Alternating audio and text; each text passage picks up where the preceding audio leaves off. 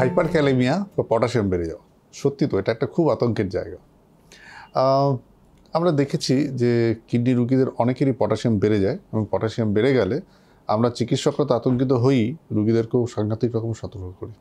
আমি doctor Pratim Sengupta, consultant nephrologist and renal transplant physician. আজকে এই ভিডিওতে একটু আলোচনা করব যে হাইপার ক্যালেমিয়া জিনিসটা কী এবং কি করলে হাইপার ক্যালেমিয়া থেকে মুক্তি পাওয়া যায়।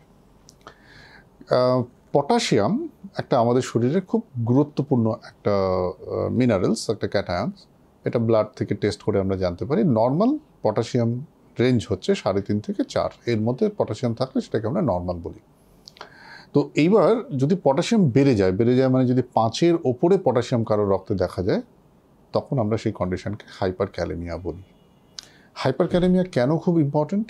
তার কারণ পটাশিয়াম বেড়ে গেলে যেটা সাংঘাতিক সমস্যা হয় সেটা হচ্ছে হঠাৎ করে হার্টের যে রিদম, মানে electrical pulse generation of the heart, তার উপর হাইপার ক্যালেমিয়ার কিছু ইম্প্যাক্ট রয়েছে, which can lead to aberrant arrhythmias এবং কিছু কিছু ক্ষেত্রে কার্ডিয়াক অ্যারেস্ট পর্যন্ত হতে পারে। মানে কার্ডিয়াক অ্যারেস্ট মানে তৎক্ষণাৎ মৃত্যু।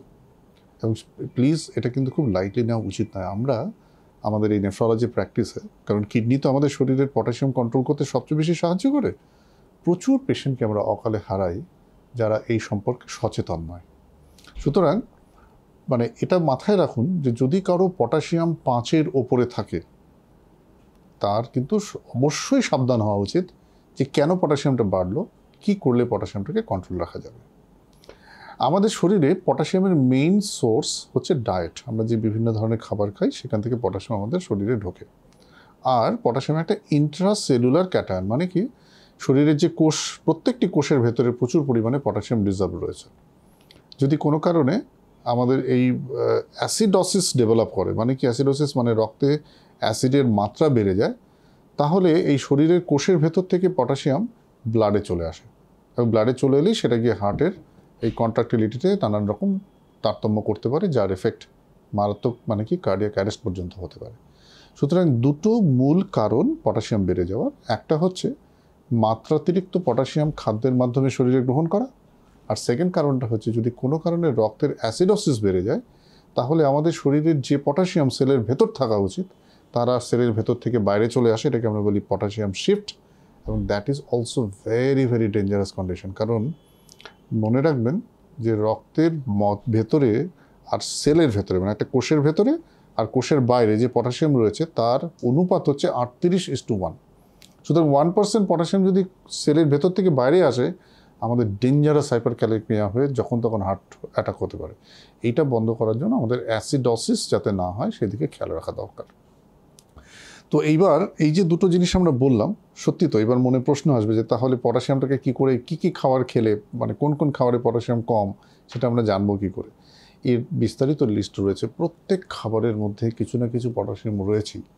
এবার এই ফুডগুলোকে আমরা 3টে গ্রুপে ভাগ করি: low potassium food, moderate potassium food, high potassium food.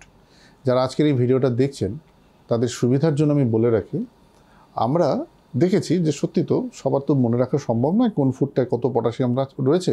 100 গ্রাম কোনো একটা খাবার খেলে কতটা পটাশিয়াম শরীরে ঢুকবে, তার একটা বিস্তারিত আঙ্কিক হিসেব রয়েছে, সেগুলো মনে রাখা খুব কঠিন। আমরা ব্যাপারটাকে সহজ করে দিয়েছি। drprotim.com এই সাইটে গেলে একটা পটাশিয়াম ক্যালকুলেটর বলে আমরা একটা ডিভাইস তৈরি করে দিয়েছি যারা আজকের এই ভিডিওটা দেখছেন, বা সাধারণ মানুষের সবার জন্য। ওই পটাশিয়াম ক্যালকুলেটর ডিভাইসটার ভেতরে গেলে, মানে প্রথমে drprotim.com-এ গিয়ে আপনাকে একটা সাইন আপ করতে হবে, নাম, ইমেল, খুব সহজ ব্যাপার, এগুলো দিয়ে একটা সাইন আপ করতে হবে। করলে আপনি একটা পটাশিয়াম ক্যালকুলেটর বলে একটা জিনিস দেখতে পাবেন। সেখানে আপনি আপনার যে কোনো খাবার, এই ভূভারতে যা কিছু খাবার অ্যাভেলেবেল, তার নামটা আপনি লিখুন, ওর সঙ্গে সঙ্গে তার মধ্যে কতটা পটাশিয়াম থাকে সেটা দেখিয়ে দেন। এবং মনে রাখবেন তার 3টে কালার কোড রয়েছে। যে খাবারে হাই পটাশিয়াম, সেই খাবারটার নাম রেজাল্টে আসবে লাল হয়ে, এবং তার ভলিউমটাও দেখাবে। আর যাতে লো পটাশিয়াম সেটা আসবে গ্রিন হয়ে। গ্রিন মানে কি তাতে পটাশিয়াম কম, আপনি অল্প মাত্রায় সেটা নিতে পারেন। আর লাল মানে কি তাতে পটাশিয়াম সাংঘাতিক বেশি।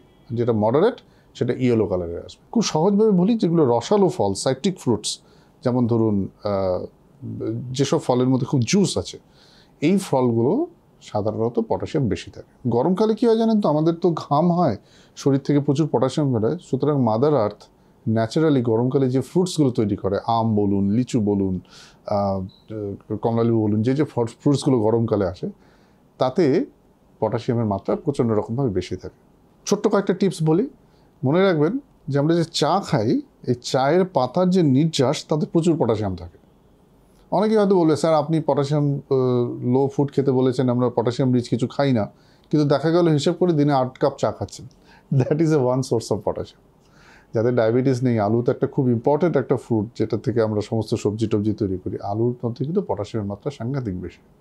অনেকেই হয়তো জানেন না, খেজুর is a very rich in potassium. ঠিক আছে, আজকাল ড্রাই ফ্রুটস খাওয়ার একটা চলন এসেছে, খেজুর খেলে পটাশিয়াম বাড়ে।